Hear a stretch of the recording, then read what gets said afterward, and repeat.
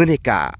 มาพบพ่อกับบรรยากาศที่แสนจะหนาวพี่น้องหนาวเน็ตมีสายฝนปล่อยๆพี่น้องเอ้ยเนาะเมื่อวานนี่กับฝนถล่มไปเนาะพี่น้องบ่ฮู้ว่าสิเพิ่นอยู่จังไดมันค่ำก่อนเนาะพี่น้องเวลาบ่ได้มาติดตามเพิ่นแต่กลับมาตอนเช้าเนาะมื้อนี้กะส่งฝนสิตกอีกพี่น้องมาดูฟ้าท้องฟ้าพี่น้องเอ้ยเนาะอันนี้กะอยู่ในบ้านหรือว่าในเฮือนของทางครอบครัวน้องไก่ทองพี่น้องเอ้ยเนาะเป็นหยังไก่ทอง บ่สบายเนาะมะนาว มันหนาว โดยอืสบายดีน้องพรสบายดีโดยสวัสดีเอออันน้ำมื้อนี้สิมาบอกให้ไปแก่น้ำเด้อพุยได้แล้วบ่พุยนี่ยังพุยพอพุยมาแก้ทั้งนั้นเออไปยืมเขามาเด้อเพราะว่ารถน้ำมาด้านเพิ่นสิมาแหละเด้อนี่อากาศแบบสินี่เฮ็ดออกแล้วเนาะโดยเฮ็ดนี่เป็นเฮ็ดเฮ็ดหยังเฮ็ดบดนี่เนาะเฮ็ดบดบ่เราไปหาผัวเจ้าจ้ะอืมหาแถวป่านี่เนาะจ้ะแต่ละเทื่อเราไปได้หลายบ่ก็ได้ลายแล้วพอได้กินเนาะคำเจอแบบเป็นหม่องก็โหออกหลายเด้อากาศแบบสิพี่น้องเอ้ยอันน่ะมันสิออกมันถึกฝนเลยเนาะมันออกเย็นๆร้อนๆก็คือสิได้หลายอยู่โหมาเลยได้ผู้พี่น้องเอ้ยจ้ะเพิ่นมาเลยหุ่นตื่นแต่ดึกแต่เช้าเลยเนาะโดยไปหาเห็ดพี่น้องเลยผู้อ๋อสงสัยได้แล้วเนาะป้าเพิ่นไปแต่4 โมงเช้าพุ่นนี่จ้ะป้าพี่น้องเลยไปหาเห็ดยิ้มไปเปื่อยมาสงสัยได้หลายแหละพี่น้องเลย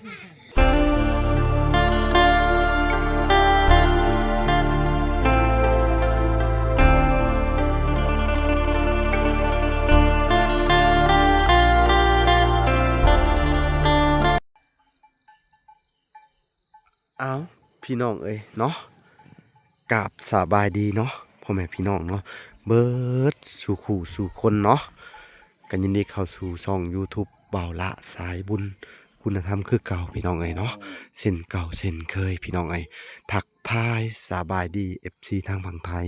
และ FC ทางฝั่งลาวและ FC ทางต่างประเทศนำเด้อพี่น้องเอ้ยเนาะที่รับชมเมาลาอยู่พี่น้องเอ้ยเนาะมื้อนี้กะมาพบพ่อกับบรรยากาศที่แสนจะหนาวพี่น้องหนาวเน็ตมีสายฝนปล่อยๆพี่น้องเอ้ยเนาะเมื่อวานนี่กับฝนถล่มไปเนาะพี่น้องบ่ฮู้ว่าสิเพิ่นอยู่จังไดมันค่ำก่อนเนาะพี่น้องเวลาบ่ได้มาติดตามเพิ่นแต่กลับมาตอนเช้าเนาะมื้อนี้ก็ส่งฝนสิตกอีกพี่น้องมาดู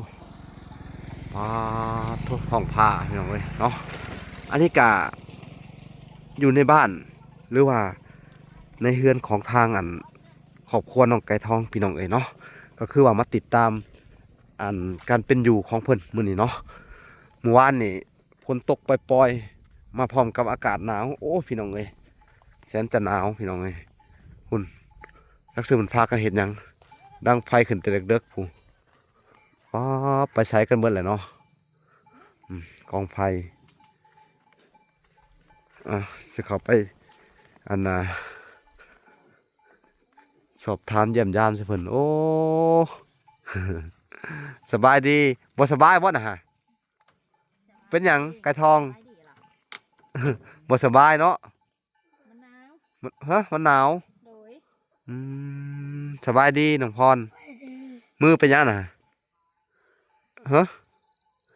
บาดมือยังบาดมือฮะสังกะสีพี่น้องเอ้ยตัดภาพมาอยู่ทางแม่น้องไก่ทองสบายดีสบายดีนะครับ ปุ้ยไปใส่โอ้คุณพ่อปุยคุณพี่น้องหมูปุ้ยอักลานเพิ่น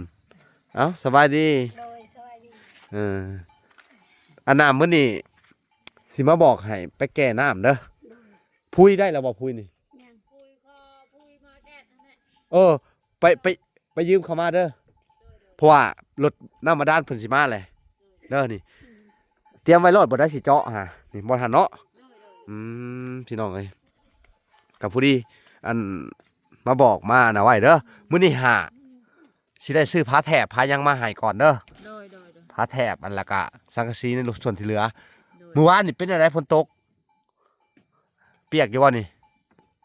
ฮะเมื่อคืนนี่บ่ได้ตกเมื่อคืนนี่บ่ได้ตกเนาะแต่มื้อนี้ อันทรงสิตกผลเนาะ โดย อืมเป็นแท้อันพอน้องกระทองไปใส่ ไปเบิ่งเห็ด ไปหาเฮ็ดแต่เช้าพู โดย โอ้บันอ้ายเพิ่นเด้อ้ายกระทองไอ้ลูกชายกกเก่า นั่นอายคอยหันพูดลูกคอยหันลูกกกคอย ไปปั่นข้าวนะ โดย ไปนำรถปั่นข้าวนะฮะ โดย เขามาเอาแต่เลิกพุ่นนะ โดย พี่น้องเอ้ยนี่ จักได้ไปจักบ่ อืม ได้ไปจึงหน่อยก็ลบ ปกติก็ต้องออกแต่เลิกอยู่แล้วเนาะ โดย พี่น้องเอ้ยนี่ทางนั้นก็เกลือหมูพี่น้องเอ้ยอันนี้ก็เป็นลูกไผ่เพิ่นพี่น้องทางอันเพิ่นก็เกลือหมูน้อยกับหมูกับหมาเนาะพี่น้องหมูกับตัวน้อยพี่น้องเอ้ยใหญ่กว่าแขนหน่อยหนึ่งนี่อันนี้ก็เพิ่นก็เริ่มอันนี้พี่น้องเอ้ยขุดอันเอาหากไม้หากหยังออกเลยนี่พี่น้องเอ้ยดินหน้าบ้านเพิ่นนี่ซับซาวนิดนึงกะแบบว่าเอาหากไม้ซับหากไม้ทิ่มพี่น้องเอ้ยก็แล้วไปดอกเลยเนาะนี่ตื่นขึ้นมาแต่เช้าๆมื้อนี้ก็เป็นประมาณ6 โมงเนาะพี่น้องเนาะ6 โมงเช้าเฮาก็มาอัปเดตเพิ่นสถานการณ์ในบ้านเพิ่นนี่เนาะก็ได้มาบอกให้เพิ่นเตรียมเอาน้ำเอาในมาแต่เช้าพี่น้องเลยเนาะอันนี้เฮามาล้างถ้วยล้างซ้ำอยู่นี่เนาะ โดย อืพี่น้องน้ำนี่ไปหาบมาแต่วานนี่พอหรือไง โดย หรือว่าไปหาบมาตอนเช้านี่ หักเต็มวัน หาแต่วานนี่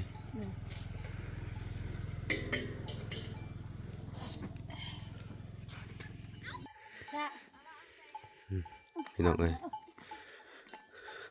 ไก่ก้านเนี่ยเอามาเบิ่แล้วบ่ในจักโตไก่บ่ปุ้ยในจักโตไก่ไก่ชุดเจ้านี่จักโตทั้งเบิดนี่ฮะ4 โตบ่เลี้ยงไว้นี่มันยังมีโตผักอยู่บ่มีโตผักไข่อยู่เนาะมีโตผักไข่อยู่พี่น้องเอ้ยเพิ่นว่าอากาศแบบนี้นี่เฮ็ดออกแล้วเนาะ โดย เฮ็ดนี่เป็นเฮ็ดอันเฮ็ดหยังเฮ็ดบดนี่เนาะ เห็ดบด เฮ็ดบดบ่เราไปหาผัวเจ้า จะ อืมหาแถวป่านี่เนาะ จะ แต่ละเทื่อเราไปได้หลายบ่ ก็ได้ลายแล้ว พอได้กินเนาะคำเจอแบบเป็นหม่องก็โหออกหลายเด้อากาศแบบสิพี่น้องเอ้ยอันน่ะมันสิออกมันถึกฝนเลยเนาะมันออกเย็นๆร้อนๆก็คือสิได้หลายอยู่โหมาเลยได้ผู้พี่น้องเอ้ย จะ เพิ่นมาเลยหุ่นตื่นแต่ดึกแต่เช้าอะไรเนาะ โดย ไปหาเห็ดพี่น้องนะพูอ๋อสงสัยได้แล้วเนาะป้าเพิ่นไปแต่4 โมงเช้าผมนี่ จะ ป้าพี่น้องเลยไปหาเห็ดยิ้มไปเปิดมาสงสัยได้หลายแหละพี่น้องเลยเดี๋ยวสิไปเบิ่งก่อน ยิงปล่อยๆระยะกัน หุ่นมาอะไรพี่น้องเลยไปเบิ่งก่อนโอ้เห็ดบดอหลีพี่น้องเลยโอ้ผู้ดีเลยเนาะได้กระบอกหลายปานใดเนาะแต่เห็ดอันนี้เริ่มออกแล้วนี่เนาะนี่เห็ดยังอันนี้เพิ่นนี่ เฮ็ดปงโอ้เริ่มออกแล้วเนาะแสดงว่ามื้ออื่นนี่ถ้ามันมีแดดมันยังได้ออกแล้วนี่เฮ็ดอันนี้กันเนาะเฮ็ดบดยามนี่พี่น้องเอ้ยมันฝนตกอันปล่อยๆใส่คอนเนาะแล้วบวกใส่กับอันมันร้อนมันหนาวเนี่ยมันสิออกเนาะพี่น้องเนาะอากาศอันนี้เป็นหยังอันนี้ฮะเพื่องบ่เพื่องให้ง่วงอันน่ะเฮ็ดง่วเนี่ยง่วสุเจ้าเองหรือง่วไผง่ว2 โตฮะ หัวชาวโตฮะ โดย โดย งัวเองนั่นเรื่องงัวเขา หัวเอง โอ้ซื้อมาบ่ บ่ได้ชื่อหัวนี่พาดองลูกค่อยหัน โอ้ และช่องแม่ลูกหันแหละ โอ้ขาดองลูก โดย ผู้ที่ไปสู่เขาหันบ่ โดย คือหมายความว่า เขามาแต่งแหละมีงัวจักโตขาดองทางภายซ้ายมาให้นี่ บ่มีแต่ช่องโตหั่นแหละ อ๋อมีแต่2โต โดย เอาไว้ขากินบ่เรือบ่ทันได้แต่ง บ่บ่ได้ไว้ค่ากินอันนี้แค่ไว้ เลี้ยงโอ้ขากินต่างหาก โดย อืแสดงว่างัวเจ้าเองเนาะ โดย ข้อยก็เลยข้อยก็คิดว่าเจ้าเลี้ยงงัวชาวบ้านเพิ่นเลี้ยงว่าทุนตั้งไว้กำไรปันกันบ่แม่นเนาะ บ่แม่ อ๋อทั้งเบิดนี่2โต โดย เพิ่นเอามาให้ปีนี่บ่ ช่องแม่ลูกโดย เอามาให้ปีนี่เนาะ จ้ะ โอ้ก็เลี้ยงบัดนี่เนาะ จ้ะ อ๋อคุณน้องพอดกับเอางัวออกแต่เช้าเลยพี่น้องเอ้ย เฮ็ดอะไร ผมไปเลี้ยง เนี่ยอยากได้เพราะว่าบ่อยากให้ว่าบ่มีงัว บ่มีงัวเลี้ยง โดย ก็เลยว่าเอาเป็นงัวระบบขาเนาะ โดย อืมพี่น้องเอ้ยเพิ่นว่าถ้าเขาเลี้ยงมันมีแม่พันธุ์แหละเขาก็ต้องเลี้ยง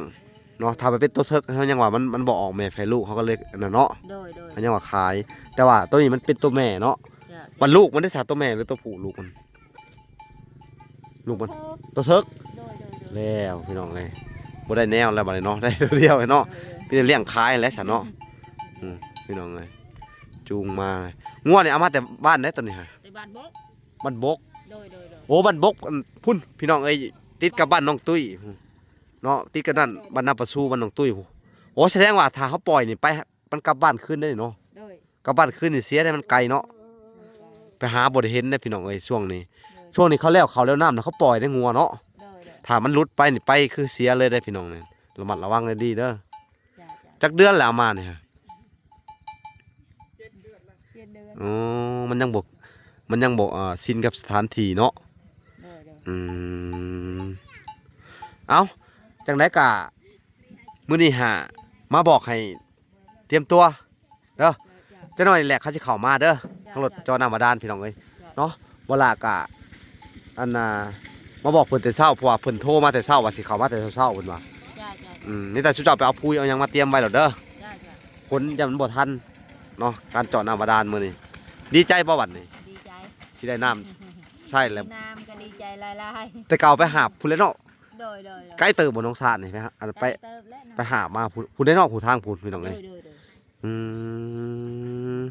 โดย ใจหลายๆได้ ได้แล้วเนาะ โดย คักเลยพี่น้องเอ้ยเนาะ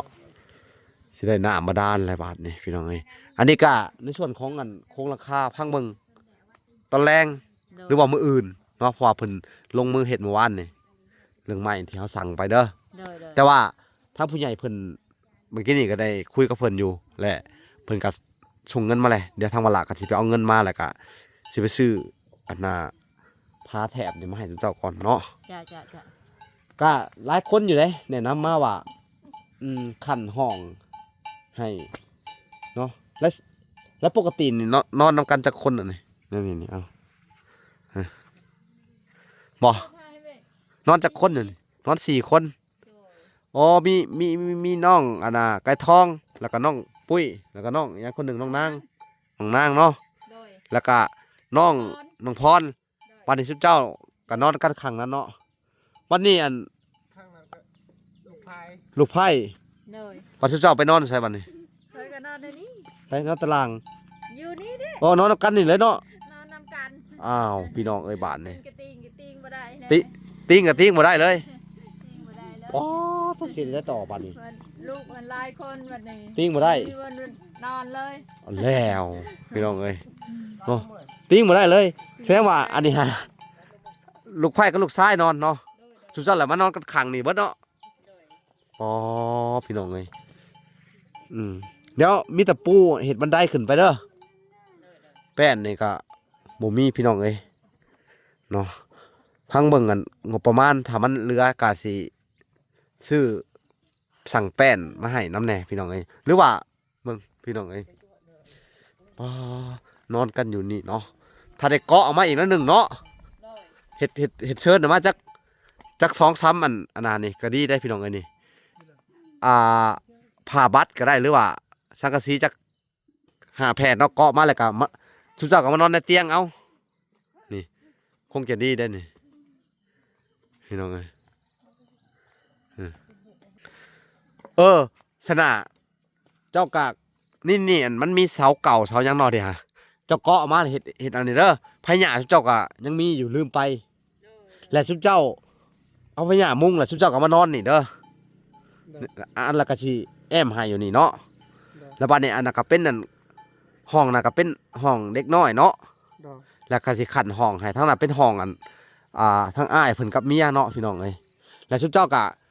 อาจสิมานอนนี่ก็ได้เกาะมานี่เด้อหรือว่าเกาะมาอีกประมาณนี้พอได้ห้องหนึ่งพอได้นอนนี่ทุกเจ้าสองผัวเมียสินะเนาะ โดย ได้บ่ ได้ นี่อันน่ะพญาทุกเจ้าก็ยังงามอยู่ยังหลายอยู่เนาะ โดยโดย พญานี่นักใส่ได้หลายอันอยู่เนาะพญานี่จักปีนี่ภายนี่มันก็ยังโอเคอยู่แล้วนี่เนาะ คุณนี่หัน2 ปีฮะ 2 ปีเนาะ 3 ปี 3 ปี ตัวนั้นหันหากะมุงปีที่มุง น่าโอเคอยู่ซะเนาะ เอานายขาย มื้อนี้ก็อันน่ะว่างๆเนาะให้ทุกเจ้าเฮ็ดตัวนี้ออกถ่าเด้อ โดย เพราะมันนอนแหย่กันเบียดกันเป็นปลากระป๋องเลยพี่น้องเอ้ยฮะมันก็ยากๆเลยเนาะรอสงซ้ำไม้มาเนาะ โดย อืม แล้วก็ตัวนี้ก็เด้เสานี่เห็นบ่เสา โดย พอนกกระทองนะถึงบอกนี่เสาตัวนี้ก็ใส่การได้นี่เจ้าเกาะไม้อีกนี่เห็ดสัวข้าวก่อนเนาะนี่พี่น้อง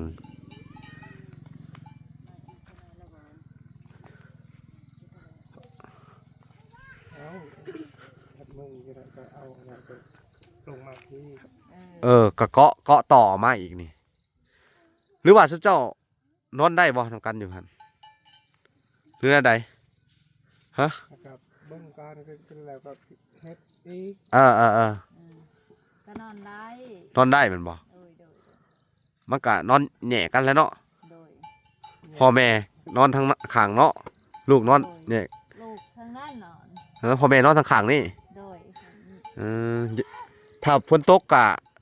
คือสินอนยากอยู่เลยอดเอาก่อนเด้อ โดยโดยโดย เพราะว่าสังกะสีก็มีแต่ถาดแต่ไม้อย่างเดียวเนาะ โดยโดย ถ้าว่ามันนอนบ่ได้ฮะจังมาเฮ็ดตัวนี้ใหม่อีกทีหนึงเกาะมาอีกเนาะอืมโอ้คือในเฮือนน่ะปกติก็ชุเจ้านอนกันไปซั่นบ่คือตัวเก่าฮะ โดย อืมโดย ถ้าเบิ่งเฮ็ดแล้วจะมีก้อนก็ เออ แค่ว่าย่างน่ะก็เฮาก็ ขยายออกมา ขยายเอา โอเค ถ้า เถาะ ก็มีอะไร อันนี้มันมีเสาเด้อเสาน่ะก็ได้เสาเก่าชุเจ้าก็ได้ ก็ออกมาด้าม2เสานั่นนะแล้วก็ไผหญ้าขึ้นไปปึ๊บๆแล้วก็เอาอันน่ะผ้าแถบเก่าชุเจ้านี่ครับ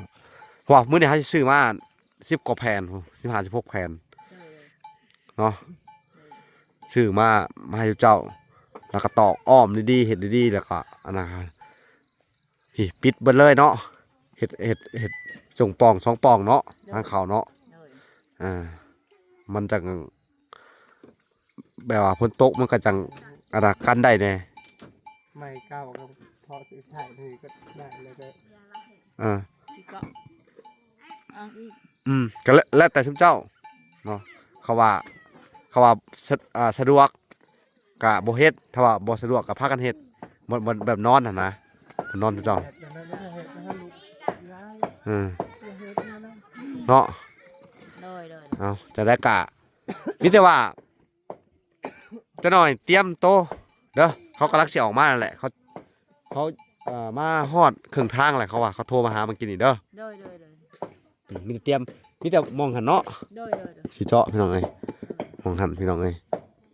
เอาจังไดกะอันเตรียมไว้พี่น้องเอ้ยเอาผมทางน้องปุ้ยเพิ่นตำหมักพริกอยู่พี่น้องเห็นยังกินปุ้ยฮะสิแกงเห็ดอ๋อตำหมักพริกเนาะอันนี้บ่เห็ดฮะ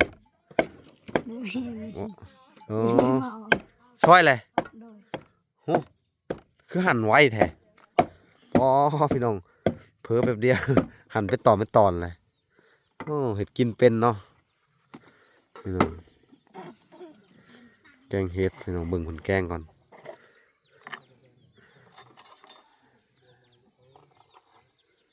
แกทองคือหนึ่งเสือแต่ตัวเก่าฮะบ่ได้เปลี่ยนบ่ฮะได้อาบได้บ่น้ำนี่ มันเถือกอาบมันเถือกบ่ได้อาบ มันหนาวบ่ โดย อาบเด้อน้ำเด้อหรือว่าบ่มีน้ำอาบบ่มีน้ำอาบเจาะน้ำมาด้านแหละอาบเด้อบัดนี้เด้อซักนี่เด้อเสื้อผ้าเด้อเอาพี่น้องเอ้ยมึงไปเฮ็ดกินก่อนใส่ผักกระแยงอีก โดย อ๋อพี่น้องน้ำนี่ผักกระแยงเป็นดอกเนาะ โดย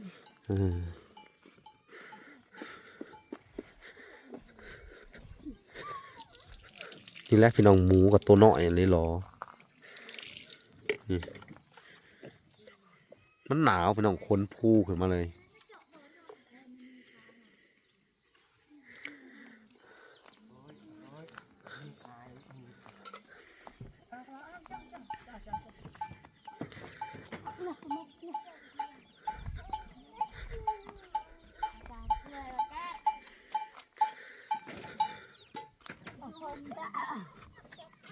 หนึ่งซุกแล้วว่าเข่าวนี่ฮะ ถูกเลย อ๋อหนึ่งเข่าวซุกแล้ว โดย พอดีทางพ่อเพิ่นหาเฮ็ดมาได้กับพอดีลูกกับพานแกงก่อนเนี่ยเนาะแกงเฮ็ดบดเนาะ โดย แกงเฮ็ดบดนี่ปกอยากให้มันแซ่บนะต้องใส่หยังตามหลักแล้วนี่ ใช่ให้มันแสบจะใส่ผักอีตู้ เฮาอีตู้ โดย เนาะคอมเมนต์มีปลาแห้งบ่หรือว่าปลาเป็นแกงใส่นี่ก็แซ่บได้ โดย เนาะ โดย ประเภทปลาขอปลาหยังไปประมาณนี้พี่น้องเอ้ยเนาะปลาเข็งปลากดปลาหยังก็ได้เนาะแกงใส่แซ่บได้เนาะ จะ เคยแกงใส่อยู่บ่ เคยแกงจะ แซ่บอยู่บ่ พอกินอยู่ พอกินอยู่เนาะคุณมาหน่อยพี่น้องเลยอันนั้นก็ร้านนี่ก็มักอุ้มหมาเนาะ โดย เสียอาจารย์ เป็นมักและเด็กน้อยเนาะ โดย อืมเป็นอะไรนอนแต่ละคืนหนาวอยู่บ่ หนาว มือหนามือฝนตกแห้งๆกลางคืนครับพากันให้อยู่จังได อยู่แบบเรื่องนั้นแหละ นอนคดอันนั้นอยู่แล้วเนาะ โดย มีผ้าบัดแล้วบ่มื้อนั้นหรือว่าบ่ทันได้มี บ่ทัน ยัง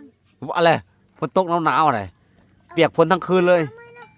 ก็เอาชาดพุ่น เอาสาดปกนำแน่ โดย ปกไฟปกมันบ่ โดย บ่เออเอาอดเอาก่อนมื้อนี้ก็ทรงๆเอ้ย